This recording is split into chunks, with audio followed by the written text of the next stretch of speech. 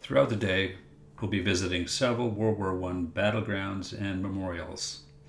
With time permitting, this will include the Museum of the Somme 1916, the Vimy Ridge Interpretation Center, the Canadian Monument, Flanders Battlefield, John McCrae Memorial Site, the Brooding Soldier, and finally, 1917 Passchendaele Museum.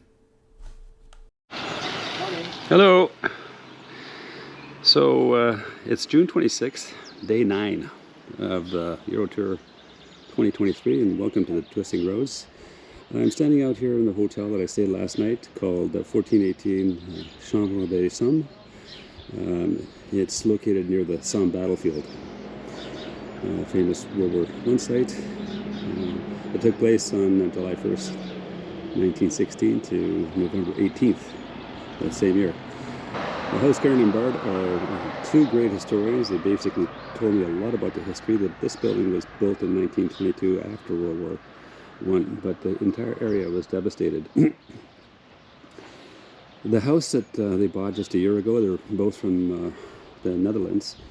Apparently they had to sign an indemnity form identifying the previous owners because there are so many miles of tunnels underneath that the Germans built during World War I. And there are places that have actually collapsed as a result of being undermined below their homes. So this is something they have to contend with.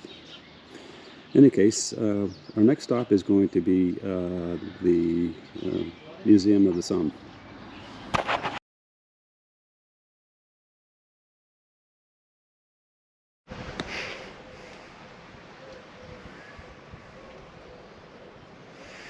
So it's 8:40 in the morning, and I'm just parked outside of the Museum of the Somme, which only opens at 9 o'clock, so I have to wait 20 minutes before it does.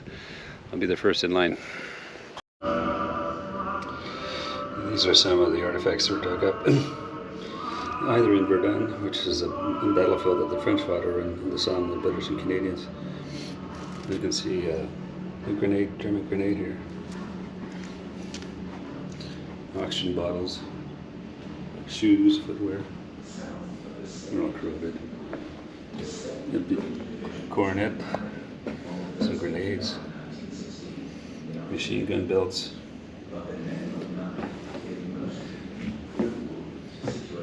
brass shells,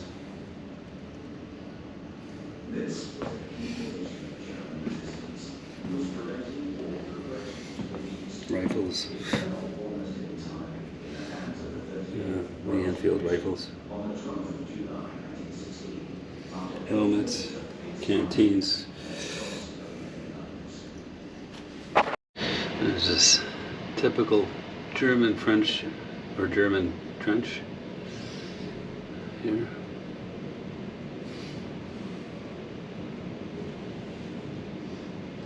Sometimes these trenches are as deep as 20 meters. We have German machine guns, French and British Vickers, mortars,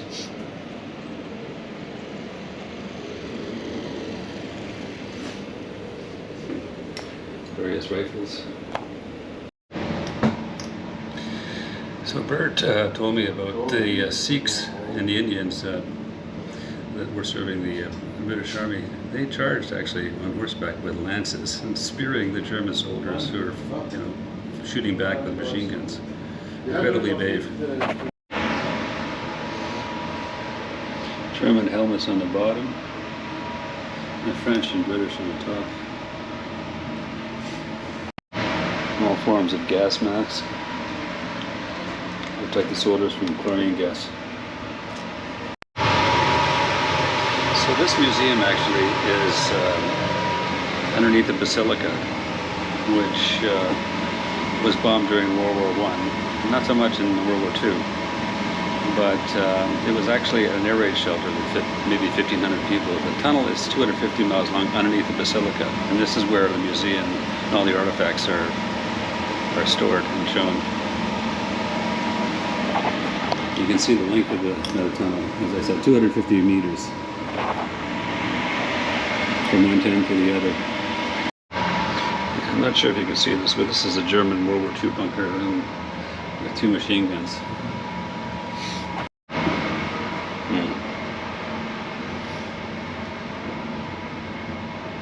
This is Captain Neville, and he devised a plan to basically encourage the British soldiers to march forward. He apparently used and gave a soccer ball to 4 platoons each, and they made a game of trying to kick the soccer ball to the German front lines. But apparently he fell during the battle, and he died. So, and this is a scene of the Somme trenches during the winter of 1916. Apparently it was one of the coldest winters in decades. These men had to basically fight for, against trench foot and rats. The rats apparently were as big as rabbits. This is a scene of snipers out of a window and the art of camouflage.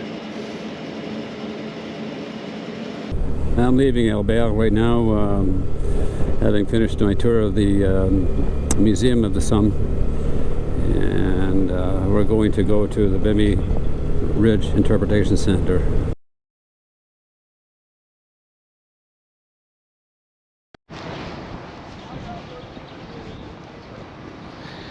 You can see the Vimy War Memorial way in the distance over there, but this is the Interpretation Center. And I believe it only opens up at noon. So we will be able to take a tour of the trenches. So we're at the Vimy Ridge Memorial Center, and these steps down below actually lead to tunnels. Apparently during World War I in 1917, over 100,000 Canadian soldiers fought in 4 divisions, the first time that they fought together under Canadian command.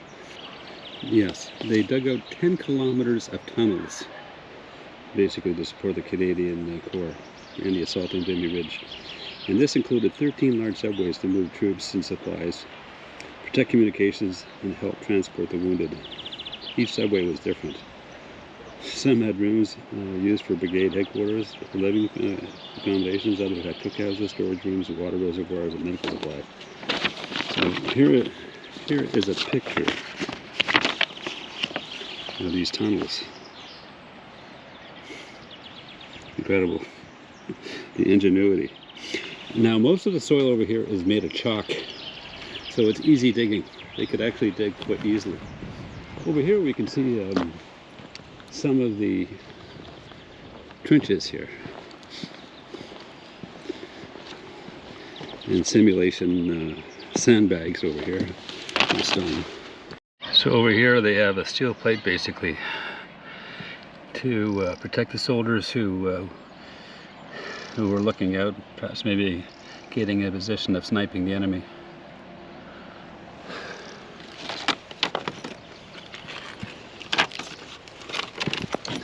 Staying healthy. Conditions in the trench led to many illnesses, including trench foot. This dangerous foot infection was caused by cold, wet, and unsanitary conditions.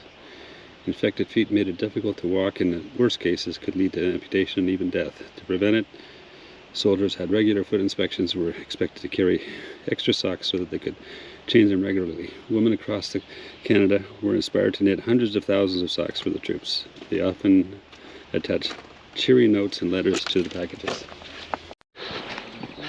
You can see these are large craters created by heavy explosions, perhaps mined underneath.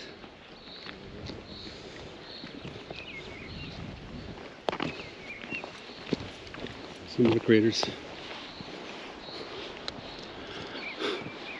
It's just endless miles of trenches here. There's only a portion of it that actually has been protected and kept up. So here's another entrance to the tunnel, and apparently I guess you can't get in unless you're accompanied by a guide, and I guess the tours don't start till 9. It's regrettable. This is the Vimy Ridge Memorial.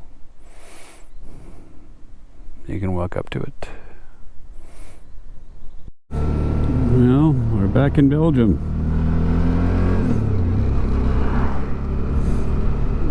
Well, I'm over at the John McRae Memorial Center, and there are 3 buses of people that just came in. So, lots and lots of people.